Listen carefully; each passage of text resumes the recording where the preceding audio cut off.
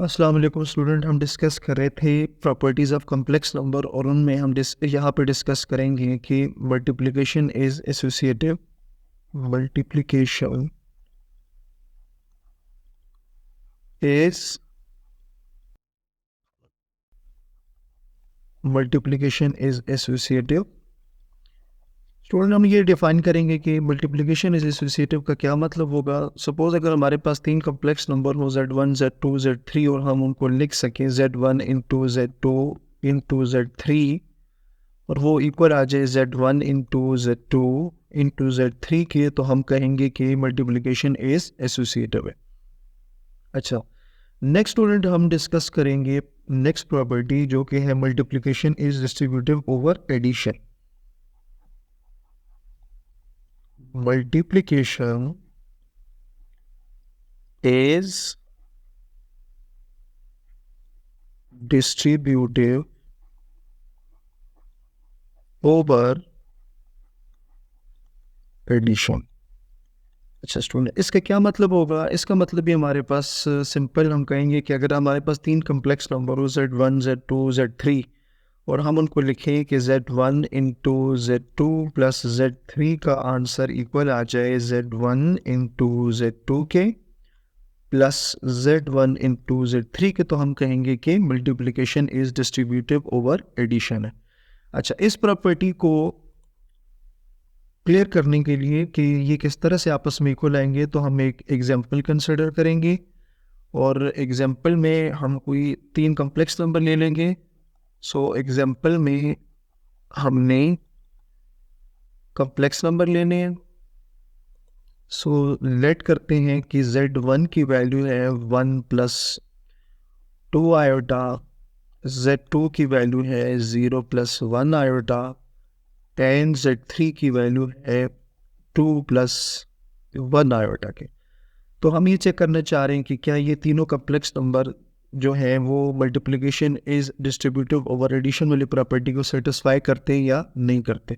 सो हम left side से start करेंगे। तो हमारे पास लेफ़्ट साइड थी Z1 into Z2 plus Z3।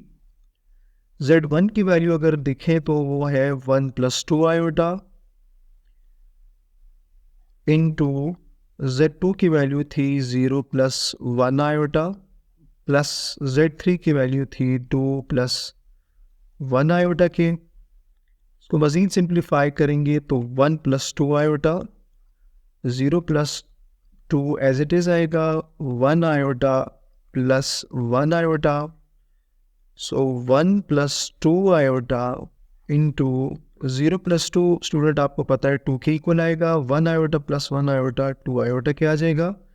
अब ये दो कम्प्लेक्स नंबर आपस में मल्टीप्लाई हो रहे हैं, तो हम इससे प्रीवियस वीडियोस में सीख चुके हैं कि कम्प्लेक्स नंबर को मल्टीप्लाई कैसे करेंगे। सो 1 को हम दोनों टर्म्स के साथ मल्टीप्लाई करेंगे तो 1 2 ज़ार 2 प्लस 1 2 ज़ार 2 आयोटा प्लस 2 2 ज़ार 4 आयोटा प्लस 2 2 ज़ार 4 आयोटा स्केयर। सो हमारे पास यहाँ Z1 into Z2 plus Z3 जो है वो इक्वल आएगा Z1 into Z2 plus Z3 2 as it is आ जाएगा 2 प्लस 2 आयोटा प्लस 4 आयोटा, हमारे पास आ जाएगा 6 आयोटा प्लस 4 और आयोटा स्केयर की वैल्यू स्टूडेंट आपको पता है कि -1 की इक्वल होती है। मज़ीद सिंप्लीफाई करेंगे तो 2 plus 6 iota plus minus minus 4 आ जाएगा। 2 माइनस 4 कंबाइन करके लिखेंगे तो 2 माइनस 4 हमारे पास आ जाएगा -2 प्लस 6 आयोटा। सो ये हमारे पास प्रॉपर्टी की लेफ़्ट साइड आ गई है। सो हम इसको यहाँ पे एक इक्वेशन से रिप्रेजेंट कर लेते हैं। फॉर एग्जांपल हम इसको इक्वेशन नंबर 1 का नाम दे देते हैं। ठीक हो गया। अच्छा, नेक्स्ट हमारे पास जो अगर राइट साइड देगा तो राइट साइड पे हमारे पास आ रहा था कि Z1 into Z2 plus Z1 into Z3। सो Z1 की वैल्यू अगर हम देखें तो वो आ रही थी 1 plus 2 iota, 1 plus 2 iota. Z2 की वैल्यू स्टूडेंट थी हमारे पास 0 plus 1 iota, 0 plus 1 iota plus Z1 की वैल्यू 1 + 2 आयोटा और Z3 की स्टूडेंट वैल्यू थी हमारे पास 2 + 1 आयोटा, 2 + 1 आयोटा। अच्छा, हम इसको सॉल्व करके देखेंगे कि क्या इसका आंसर लेफ्ट साइड की इक्वल आ रहा है या नहीं आ रहा। सो Z1 into Z2 plus Z1 into Z3 multiply करेंगे, 1 0 0 आ जाएगा, प्लस 1 आयोटा आ जाएगा, प्लस 0 आएगा, 2 आयोटा स्केयर, प्लस इसी तरह इनको भी मल्टीप्लाई करेंगे तो आ जाएगा 2 plus 1 iota plus 4 iota plus 2 iota square. मज़ीद सिंप्लीफाई करेंगे तो Z1 into Z2 plus Z1 into Z3, 0 + 0 0 आ जाएगा, plus 1 iota plus 2 iota square की जगह -1 plus 2, 1 iota plus 4 iota 5 iota plus 2 iota square की वैल्यू -1 आ जाएगी।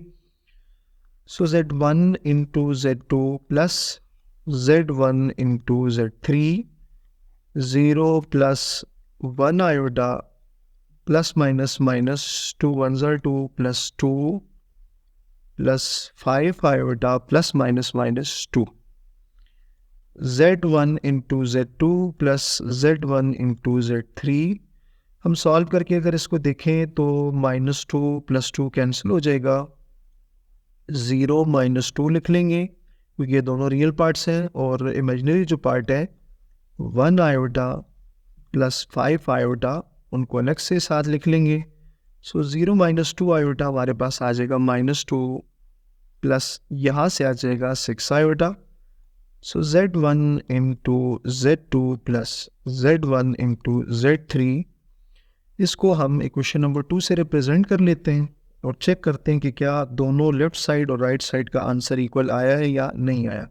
तो यहाँ पर राइट साइड जो थी उसका आंसर है -2 प्लस 6 आयोटा, और अगर हम इक्वेशन नंबर 1 में कि जो कि हमारे पास लेफ्ट साइड थी उधर भी आंसर क्या आ रहा था, -2 प्लस 6 आयोटा आ रहा था, तो हम लिख सकते हैं कि फ्रॉम 1 एंड